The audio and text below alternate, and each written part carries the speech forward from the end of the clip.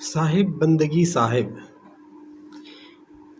भाई रे दुई जगदीश कहाँ ते आया, कहू कौने बौराया। अल्लाह राम करीमा केशव हरि हजरत नाम धराया।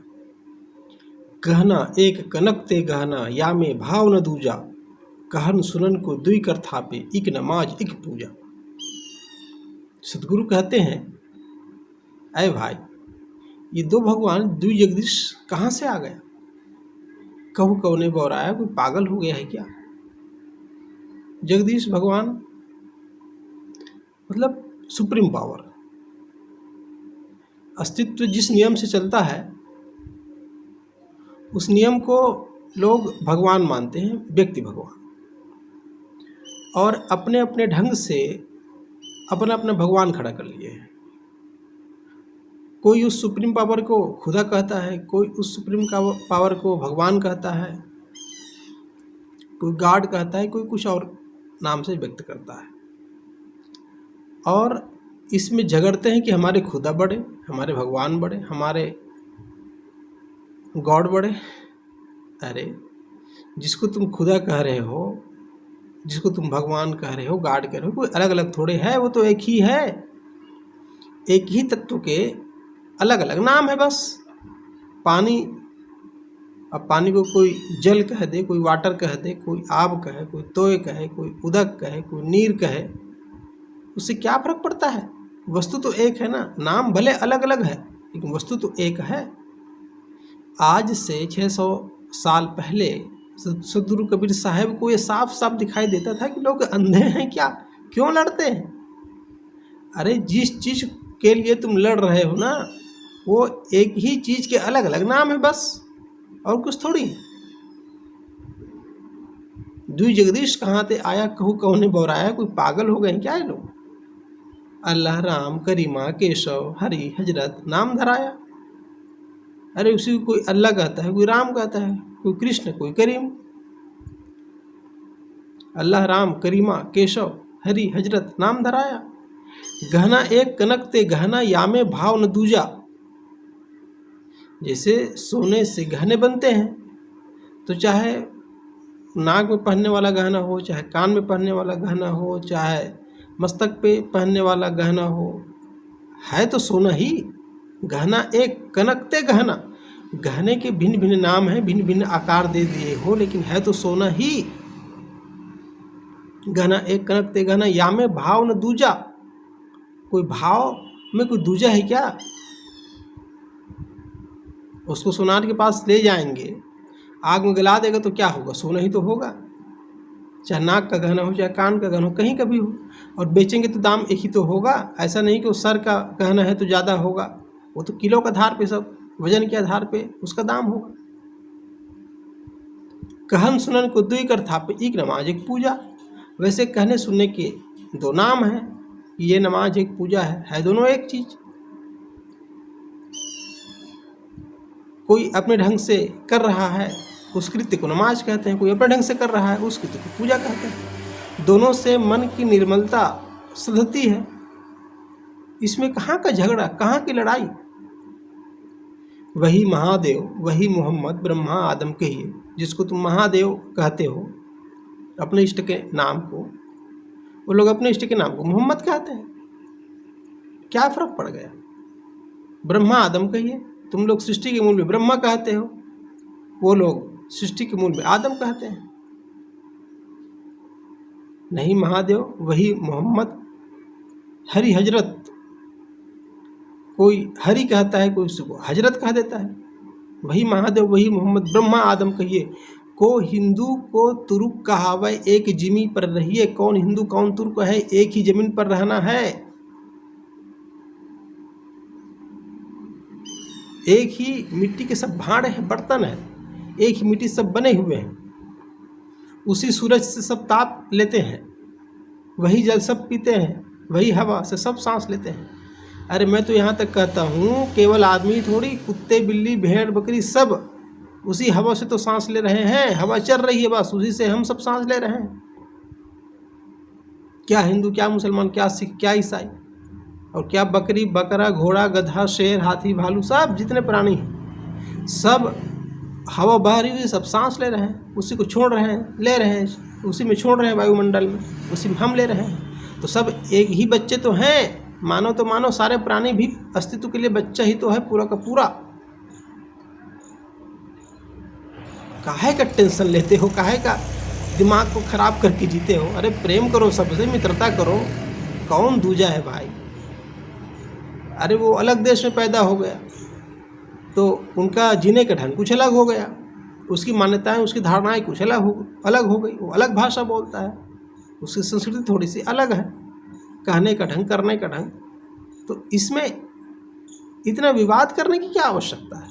इतनी भी समझ नहीं है। और आज के समय में जब विश्व इतना आगे बढ़ गया है, चांद पे जाने की तैयारी कर रहा है और धरती पे जीने का अकल नहीं है, आखिर चांद पे पहुंच जाएंगे तो क्या करेंगे? वहाँ भी झगड़ा ही तो करेंगे। हमें धरती में जीने का ढंग नहीं है, चांद पे पहुंच जाएंगे तो वहाँ पे कोई जीने का ढंग आ जाएगा? अकल सीखो, अकल। कबीर साहब चेताया गालों पे चांटे दे करके, वही महादेव, वही मोहम्मद, ब्रह्मा आदम कहिए, को हिंदू को तुर्क कहावे, एक जिमी पर रहिए, वेद किताब पढ़े वे कुतबा, वह मोलना वे पांडे। कोई वेद पढ़ता है, कोई कुरान पढ़ता है, वेद किताब पढ़े वे कुतबा, वह मोलना वे पांडे। वेद पढ़ता है इसलिए उसको पंडित कह देते हैं, कोई किताब कुरान आदि पढ़ता है इसलिए मौलवी कह देते हैं। तो हुआ क्या इसका मतलब? धार्मिक क्षेत्र के विद्वान हैं, मौलवी विद्वान हैं अपने धर्म के, पंडित भी विद्वान हैं अपने धर्म के। अंतर क्या हो गया? वेद किताब पढ़े वे कुतबा, वह मोल्ला वे पांडे, बेघर बेघर नाम धराए, एक मिट्टी के भांडे। सब एक मिट्टी के बर्तन हैं, अलग अलग नाम रख लिए हैं बस।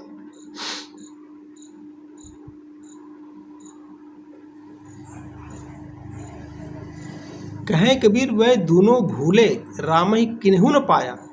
कबीर साहब कहते हैं वो दोनों भूल गए और परम सत्य को कोई नहीं पाया। ये खसी वे गाय कटावे, बाद ही जन्म गंवाए। धर्म के नाम पे बकरा काटता है, वो गाय काटता है, और बाद में अपने जन्म को निरर्थक गंवाते हैं बेवकूफ लोग। कबीर साहब का करारा प्रहार है हमारी जड़ता पे, हमारी सड़ी गली मान्यताओं पे। हम लोग अपने को बुद्धिमान समझते हैं, ज्ञानी कहते हैं, लेकिन इतनी अकल नहीं आई कि मैं भी मानो वो भी मानो, दोनों की मौलिक आवश्यकता एक समान है। रोटी पानी कपड़ा मकान आवास सबको चाहिए, और मानसिक आवश्यकता भी सबकी समान है। सबको प्रेम चाहिए, विश्वास चाहिए, समझ चाहिए, शांति चाहिए, ज्ञान चाहिए, आदर चाहिए। तो सबकी भौतिक आवश्यकता समान है, सबकी मानसिक आवश्यकता समान है। पूरे अस्तित्व के डिजाइन से देखेंगे ना तो पूरे अस्तित्व का नियम सब पर समान रूप से लागू होता है। जब ठंड का मौसम आता है तो हिंदू को ज़्यादा लगता है, मुसलमान को कम, ऐसा तो है नहीं, सबको समान रूप से। प्रकृति का सारा नियम सबके लिए एक बराबर है। मैं क्रोध करता हूँ तो खुद दुखी होता हूँ, औरों को दुखाता हूँ। चाहे अमेरिका का आदमी हो, चाहे पाकिस्तान का आदमी हो, चाहे इंग्लैंड का हो, कहीं का भी हो, क्रोध करेगा तो खुद दुखी होगा, औरों को दुखाएगा। और आज से 50 साल पहले कोई क्रोध किया रहा होगा तो वो भी दुखी हुआ रहा होगा, औरों को दुखाया रहा होगा। आज से 50 साल बाद कोई होगा, वो भी क्रोध करेगा तो दुखी होगा, दुखाएगा। आज से 10,000 साल पहले कोई आदमी क्रोध किया रहा होगा तो दुखी हुआ रहा होगा और औरों को दुखाया रहा होगा। आज से 10,000 साल बाद कोई आदमी होगा तो क्रोध का नियम वही का वही होगा सब पर। क्रोध का नियम ही है दुखी होना और दूसरों को दुख देना। इसके विपरीत प्रेम का नियम, प्रेम करने वाला खुद सुखी होता है, औरों को सुख देता है। चाहे पाकिस्तान का हो, अमेरिका का हो, इंग्लैंड का हो, जापान का हो, जर्मनी का हो, फ्रांस का हो, कहीं का भी हो, प्रेम करेगा ना, सुखी होगा, सुख देगा। आज से 1000 साल पहले कोई प्रेम किया रहा होगा तो सुखी हुआ रहा होगा और सुख दिया रहा होगा। आज से 1000 साल बाद कोई प्रेम करेगा तो वही नियम, सुखी होगा, सुख देगा। तो दया का नियम, क्षमा का नियम, प्रेम का नियम, क्रोध का नियम सब पर समान रूप से लागू होता है और ये शाश्वत नियम है, इसको कोई बदल नहीं सकता। सूरज में आग है, आग का धर्म है उष्ण, उष्ण है, उसमें ताप ताप देगा वो। जल का शीतल, वायु का कोमल, धरती का कठोर, ये धर्म कभी बदलेगा? तो जो अस्तित्व का नियम है वो सबके लिए एक समान है। तो तुच्छ तुच्छ मान्यता उदाहरणा को लेकर के अपने आप को बड़ा कहना, किसी को छोटा कहना, और उसी में झगड़ना, लड़ना, एक मंदिर बना लिया, एक मस्जिद बना लिया, तो इसमें क्या अंतर हो गया? अरे दोनों उपासना के स्थल है, जाओ उपासना करो, मन को शांत करो वहाँ जा करके। मन की शांति सबसे बड़ी चीज़ है। जिस उपाय से मन शांत होता है वो काम करो, यही धर्म है। तो मन को शांत करने वाला काम तो कभी करते नहीं, ये उपाय तुम्हें सूझता नहीं, केवल लड़ाई झगड़ा, कोई ना कोई बहाना चाहिए आपको झगड़ने के लिए, लड़ने के लिए, चाहे धर्म चाहिए, चाहे राजनीति चाहिए, या कोई भी टॉपिक चाहिए जिसमें तुम झगड़ सको, लड़ सको। मन शांत कैसे हो, उस पर किसी का काम नहीं। तो तुम असली धर्म को तो समझे ही नहीं। असली धर्म है अपने स्वभाव में आ जाना। अपने स्वभाव में कभी तुम आते नहीं और रात दिन झगड़ते रहते हो, तो धर्म को तुम क्या समझ पा रहे हो? कहें कबीर, वह दोनों भूले राम ही किन्हू न पाया। दोनों भूले हैं, सत्य का बोध दोनों को नहीं है। कहें कबीर, वो दोनों भूले राम ही किन्हू न पाया, किसी ने सत्य को नहीं पाया, ज्ञान को नहीं पाया। और ये खस्सी वह गाय के टावे बाद ही जन्म गंवाया। ये गाय काटता है, वो बकरा काटता धर्म के नाम पे, और अपने जीवन को बर्बाद कर रहे हैं। इतनी अकल नहीं है कि गाय हो चाहे बकरा हो, उसी अस्तित्व की संतान है, उसी प्रकृति की संतान है। और हम लोग अपने ही कल्पना से देवी देवता बना लेते हैं, उसके सामने बकरा और गाय काटते हैं और सोचते हैं खुदा खुश होता होगा। अरे मूर्ख, खुदा खुश होगा हत्या करने से? उसके लिए जैसे तुम हो वैसे वो है। तुम अपने जीव के स्वादवश हिंसा करते हो, पशुओं को, प्राणियों को काटते हो, और ये समझते हो कि खुदा खुश होता होगा तुम्हारी बेवकूफियों पे। माछ मछरिया तय पाई खैया, ज्यों खेतन में बोइया जी। माछ मछली ऐसे खाते जैसे खेत में बोए हो, काट काट के खा जाते हो। बकरीद मनाते हैं लोग, बकरीद में लाखों करोड़ों बकरे काट दिए जाते हैं। दूसरे दिन अखबार में आता है कि बड़ी शांति और अमन चैन के साथ बकरीद का त्यौहार मनाया गया। अगर बकरों का अखबार होता तो क्या आता? घोर पाप, घोर हिंसा, हमारे करोड़ों करोड़ों पशुओं को मार दिया गया, बिलख जाते बेचारे। लेकिन कोई अखबार नहीं है, तुम काट के खा जाते हो। तुम्हारे बच्चे को कोई काट के खाए कैसा लगेगा? तुम दूसरे के बच्चे को काट के खा जाते हो। कहाँ गई तुम्हारी अकल? कहाँ है तुम्हारी इंसानियत? कहते हैं गीता और कुरान आपस में कभी झगड़ते नहीं, और इन दोनों को लिए जो झगड़ते हैं वो कभी इनको पढ़ते नहीं। अगर गीता को सही ढंग से पढ़ ले, कुरान को सही ढंग से पढ़ ले, तो झगड़ा खत्म हो जाएगा। जो लड़ते हैं वो कभी पढ़ते नहीं। हमारे धर्म खतरे में है। क्या खतरे में है? कोई खतरे में नहीं है। तुम्हारी मूढ़ता है, ये मूर्खता है। और आज की बड़ी समस्या ये है कि दोनों को दोनों से भय है। एक को लगता है हम चुप बैठेंगे तो वो हम पे चढ़ बैठेगा, दूसरा भी वही डरता है हम चुप बैठेंगे तो वो चढ़ बैठेगा। तो एक दूसरे का भय उनको चुप रहने नहीं देता, और कुछ न कुछ उटपटांग काम करवाता रहता है। सबका संगठन बना हुआ है, और संगठन बन गया तो संगठन चुप नहीं बैठ सकता, उसको कुछ काम करते रहना होगा। लोग कहेंगे देखो ये तो चुपचाप बैठ गया संगठन का मेन बन के। तो संगठन वाले लोगों को दिखाने के लिए जबरदस्ती उल्टा सीधा कुछ करते रहते हैं। लेकिन पक्का समझ लो, सत्य संगठन से नहीं मिलता, सत्य एकाकी होने से मिलता है। इकला चलो रे, सत्य एक पथहीन भूमि है। तुम्हें सत्य को पाने के लिए अकेला चलना होगा। जितने चोटी के महापुरुष हैं वो अकेले चले सत्य को पाने के लिए। भीड़ बाद में उसके साथ होती है, सफल हो जाने के बाद। पहले तो अकेला ही चलना पड़ता है। बुद्ध को देखो, महावीर को देखो, सत्य को पाने के लिए अकेले ही चल पड़े, फिर कारवां आता है, फिर भीड़ आती है उसके पीछे। मोहम्मद के जीवन को देखो, उनके जीवन में भी बहुत संकटें आई। संत ईसा को तो क्रास पे ही लटका दिए गए। धर्म को जो जीते हैं उसके जीवन में संकट भी बहुत आता है। हम धर्म को तो कभी जीते नहीं, धर्म को तो जीवन में कभी उतारते नहीं, और अपनी दकियानुसी धारणाओं को धर्म मान करके उसी का प्रचार करते रहते हैं, और इसके विपरीत कोई भी बोल दे उसको हम दुश्मन मानते हैं। तो हमें सत्य को समझने की ज़रूरत है। भगवान दो नहीं, भगवान एक है, सुप्रीम पावर, जिसकी सत्ता से सारी भौतिक गतिविधियाँ यथावत चल रही है। सूरज का उगना, अस्त होना, वैसे सूरज उदय अस्त होता नहीं, लेकिन धरती की भाषा में कहें तो सब एक नियम से चल रहा है। हर चीज, 6 ऋतुओं का परिवर्तन,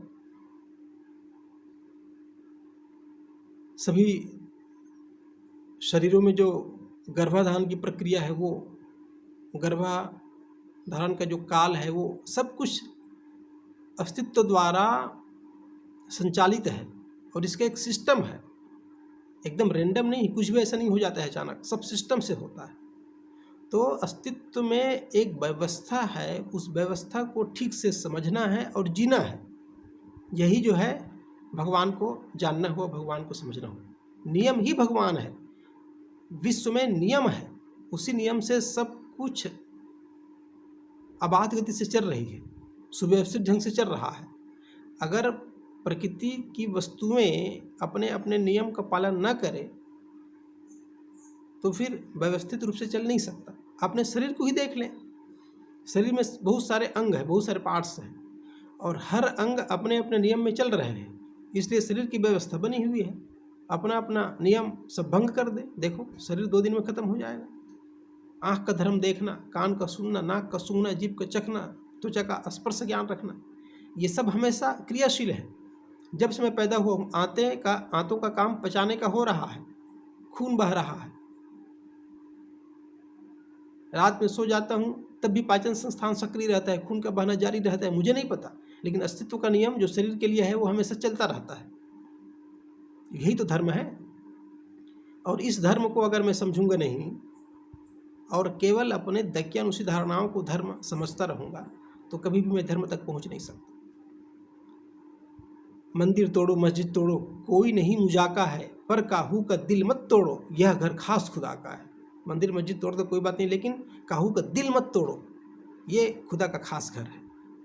इसलिए एक दूसरे के दिल को समझो, भावनाओं को समझो।